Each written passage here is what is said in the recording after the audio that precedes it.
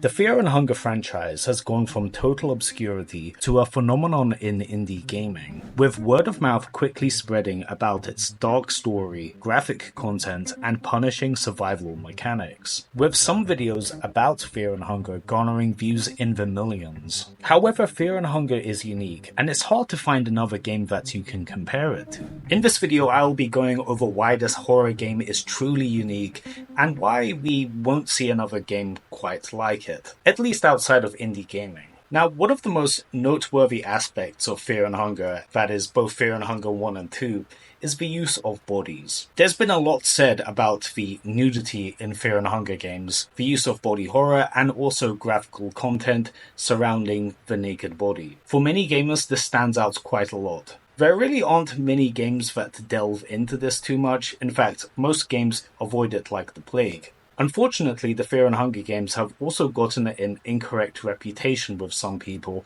that it is a corn game. Now, I strongly disagree that this game is a corn game or designed to arouse you in any kind of way. From how I see Fear and Hunger 1 and 2, the nudity in the game is designed in a way to disturb you and take you off your balance. In fact, there is so much nudity in the Fear and Hunger games that you actually have to use a censored mod just to play it on stream or show it on YouTube, at least to any significant degree. From how I've perceived it playing both games myself, is that the nudity is really designed to make you question what exactly is happening and the nature of these creatures that you are fighting. I've had this take in another video I made on this channel before, but when someone is dressed in clothes, you make a certain set of assumptions about this person. They woke up in the morning, they picked an outfit from a wardrobe, they put those clothes on, they're part of a wider society and culture where these clothes would be part of. There's a lot of steps that goes into someone wearing clothes, and you know that they're not absolutely batshit insane. However, if you see someone naked, they're capable of literally anything. It communicates that their mind is so far gone that even like the most basic elements of being part of a society doesn't apply to them. That in itself is scary. When you encounter these enemies in the Fear and Hunger games that aren't wearing clothes and are, dressed inappropriately for a society, you know that these creatures aren't on your wavelength. They don't think like you. That, I think, is the point of the nudity in the games. And there is also the disturbing nature of what can happen with nudity. That, I understand, isn't to everybody's tastes. Like, some of the ways your character can get defiled in these games is really quite dark. But again, I go back to this theory that the nudity in these games is really designed to disturb you and add to the oppressive atmosphere, as opposed to turning anybody on. Although that being said, I'm sure there will be some guy that has a crush on the prison guard.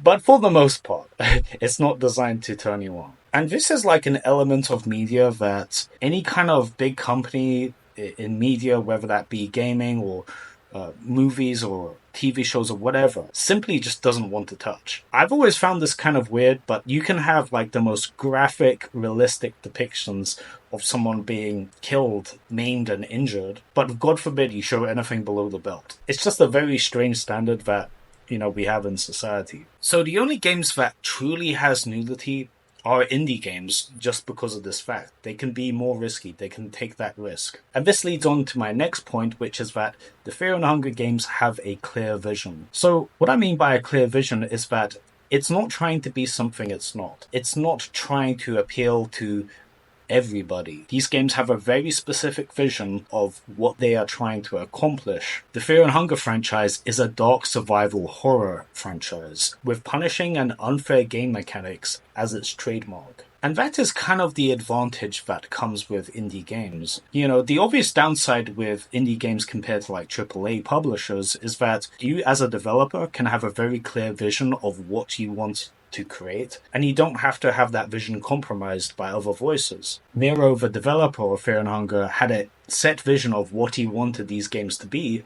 and he went through with it. Warts and all, these games aren't trying to be something they're not. They're not trying to appeal to the broadest possible market. They're owning in on this one particular vision and seeing it through. The downside to an indie game is obviously there's going to be more jank, more bugs, and just less polish that you would see from a AAA publisher. at least for the most part. And also, when we're dealing with Fear and Hunger, it was made by just a guy in his basement. There isn't like a team or a corporation behind it. It's just one guy and his vision, and it turned out to appeal to more people than he imagined. This is kind of what makes the indie gaming space so cool. With a lot of big game publishers, it kind of has to be designed by committee, and you have like the issues of it trying to be so many things to so many different people to have this broad market appeal, but it doesn't really become excellent.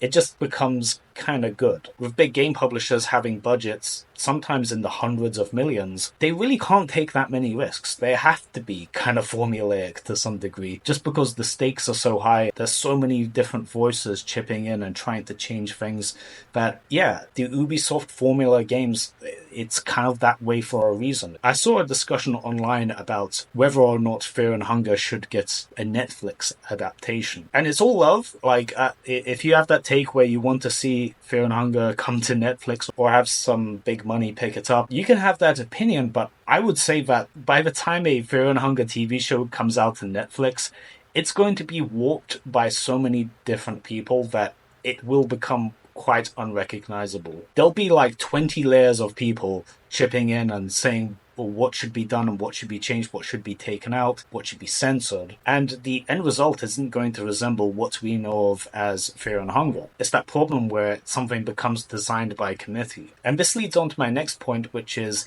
interesting characterization. So in Fear and Hunger 1, the characters are interesting in their own way and have curious motivations for why they're going into the dungeon of Fear and Hunger. But I think Miro, the developer of the game, really came into his own with Fear and Hunger 2 Termina. I think he got really good when it came to writing characters. There was a meme circulating around that what if Fear and Hunger was woke, and it basically just lists Fear and Hunger as it is. Now, this is a funny meme, but I think there's like a kernel of deeper meaning here. In Fear and Hunger 2 Termina, there is a trans character, there is a disabled character, and also a furry. Usually when this is the case, there's negative discourse around it, but there's basically zero complaints about it in Fear and Hunger. And I think the reason comes down to the characters are actually interesting. Maybe one of my favorite characters in Fear and Hunger 2 Termina is Olivia. This is a wheelchair-bound woman, and it doesn't get played up in a stupid way. She is in a wheelchair, and there is struggles and downsides that comes with being in a wheelchair. It's not played up as a nothing burger. No, if you want to play as Olivia, you have to struggle and grind where other characters don't struggle as much. In combat, you can get knocked off your wheelchair, and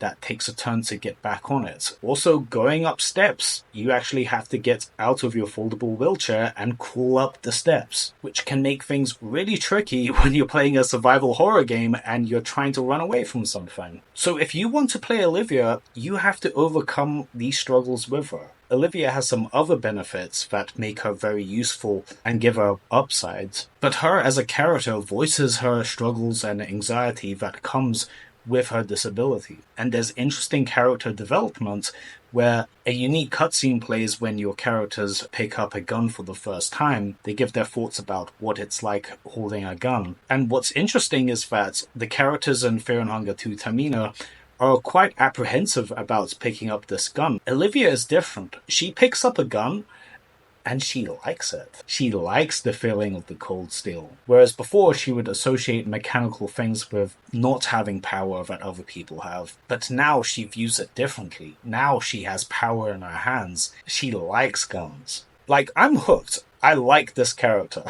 where I'm invested in her development and what happens to her. I can also sympathize and understand where she's coming from. This is a far cry from like a big corporation having like a checkbox and just saying, okay, disabled character, whatever. This character is genuinely interesting. And it's just kind of ironic that some guy in his basement managed to do what major corporations have failed to do. If you like this video, chances are you'll like the video on screen here, so check it out.